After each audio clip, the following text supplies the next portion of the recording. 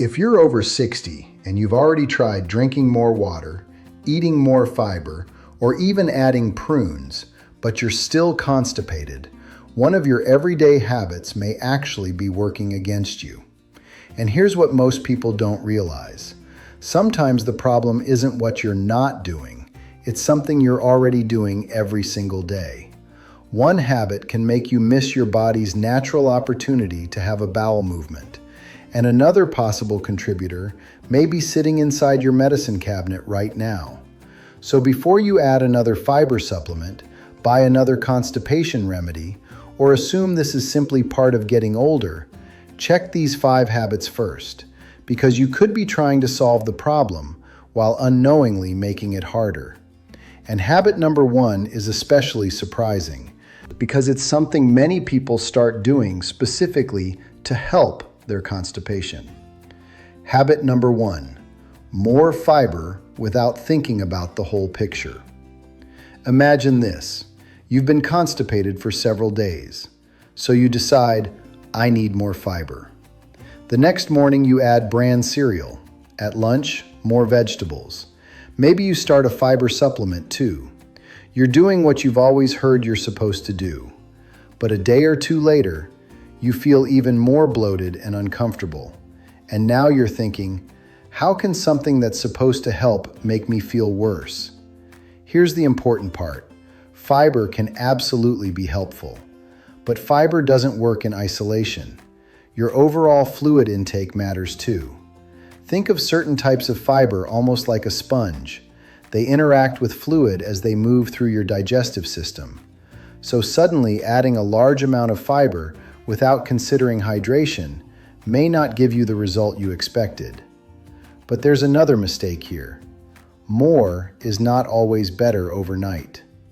If your normal diet is fairly low in fiber and you suddenly make a dramatic change, your digestive system may need time to adjust. That's why a gradual approach can make more sense. Foods such as oats, beans, lentils, vegetables, fruit, and whole grains can all contribute fiber. But instead of remembering only eat more fiber, remember this: fiber, fluids, gradually. 3 words, not 1. And if you've been told by a doctor to restrict fluids because of a medical condition, follow that guidance rather than trying to dramatically increase your fluid intake on your own. But now suppose your diet is good, you're getting appropriate fluids, and you're still struggling. Then the next question isn't just what you're eating, it's what are you doing with your body for the other 15 waking hours? Habit number 2, thinking a short walk cancels an entire day of sitting. You might say, but I walked for 20 minutes today. That's good. Keep moving if you're able to do so safely. But here's what people often overlook. You can take a walk and still spend most of the rest of the day sitting. Breakfast at the table, then television, then the phone, then reading, then another couple of hours in your favorite chair. And suddenly most of the day has passed. Low physical activity can be one contributor to constipation. So instead of asking only, did I exercise today? Ask yourself a second question. How much of my day did I spend sitting? That's a very different question. You don't necessarily need an extreme workout. For many people, the more realistic goal is simply to build appropriate movement throughout the day. A walk, moving around the house, gardening, standing and moving after a long period of sitting. Whatever is safe for your individual ability. And this next habit is even easier to miss, because it can happen in less than 10 seconds. You feel something, you ignore it, and later, the opportunity is gone. Habit number 3, saying, I'll go later.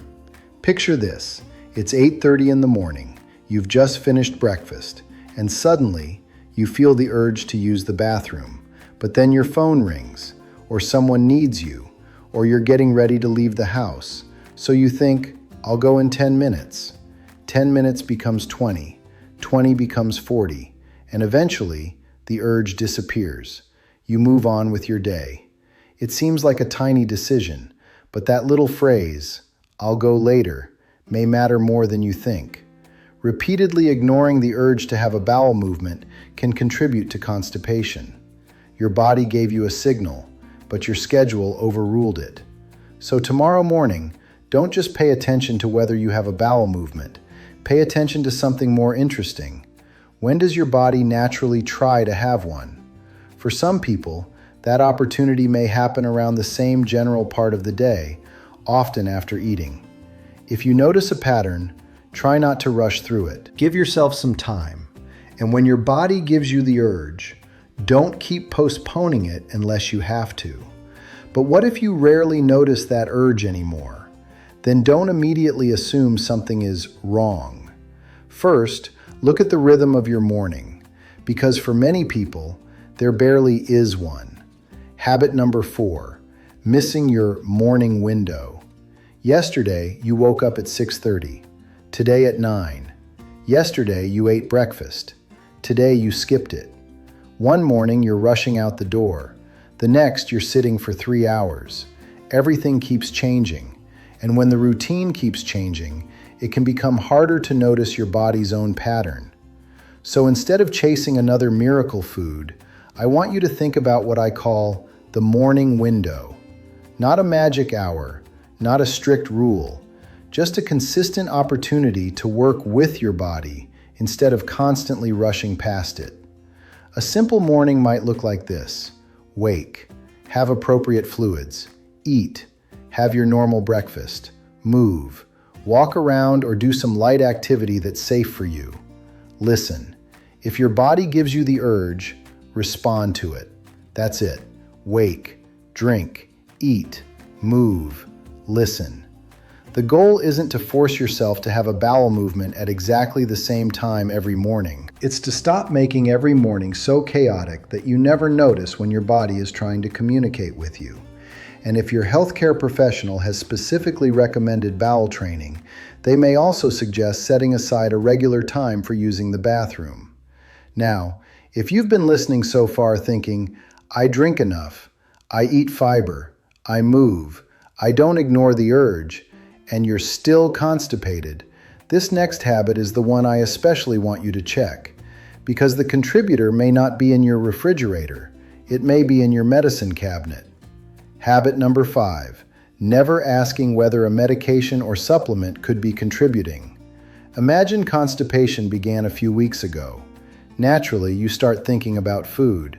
Maybe you blame cheese, maybe bread, maybe your breakfast. But think back. Did anything else change around that time? Did you start a new medication, change a dose, add a supplement? Some medicines and supplements can contribute to constipation in some people. Examples may include certain iron supplements, some antacids, some antidepressants, certain blood pressure medicines, opioid pain medicines, and other medications. But this is important. Do not stop a prescribed medication because of a YouTube video. Instead, if your constipation began or became noticeably worse after a medication or supplement change, write down what changed. Then ask your doctor or pharmacist, could any of my medicines or supplements be contributing to this?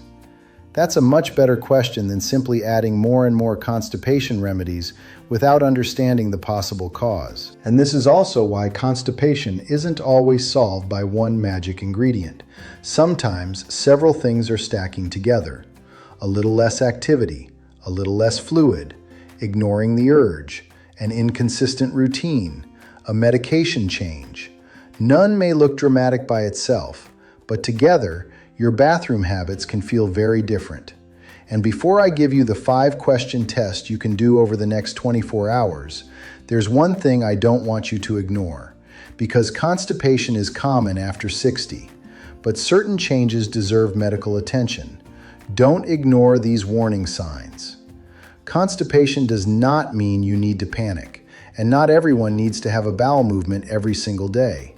What's normal can vary from person to person, but new, persistent, or worsening constipation should be discussed with a healthcare professional. And seek medical care promptly if constipation occurs with warning signs such as blood in the stool or rectal bleeding, persistent or significant abdominal pain, vomiting, fever, inability to pass gas, or unexplained weight loss. Those are not situations where you should simply keep experimenting with fiber supplements at home. Now let's make this practical. 24-hour gut check. For the next 24 hours, I don't want you to buy anything. Don't start a cleanse, don't order a miracle powder, don't completely change your diet overnight. Instead, observe yourself and ask these 5 questions. Question number 1. Am I getting fiber from my diet, and am I increasing it gradually rather than suddenly? Question number 2. Am I getting an appropriate amount of fluids for my health needs? Question number 3. Did I actually move throughout the day, or did I exercise briefly and then sit for hours? Question number 4. When my body gave me the urge to go, did I respond, or did I repeatedly say, "I'll go later"? Question number 5. Did my constipation begin or worsen around the time I started or changed a medication or supplement? That's your Healthy Scenes 24-hour gut check. And here's the interesting part. You may discover that there isn't one huge mistake causing your problem. It may be 2 or 3 tiny habits stacking on top of each other every day. And that's exactly why simply adding more fiber doesn't solve constipation for everyone. Constipation is only one digestive change people notice as they get older. Maybe you've also started feeling bloated after meals. Maybe you feel full much faster than you used to. Maybe certain foods suddenly seem harder to tolerate. And those changes create an important question. Is this simply part of getting older? Or is my body trying to tell me something? That's what we're going to keep answering here on Healthy Scenes. If this video helped you understand your body a little better, subscribe, because staying healthier after 60 isn't about chasing miracle remedies. It's about noticing the small signals, understanding what they may mean, and knowing when it's time to do something about them.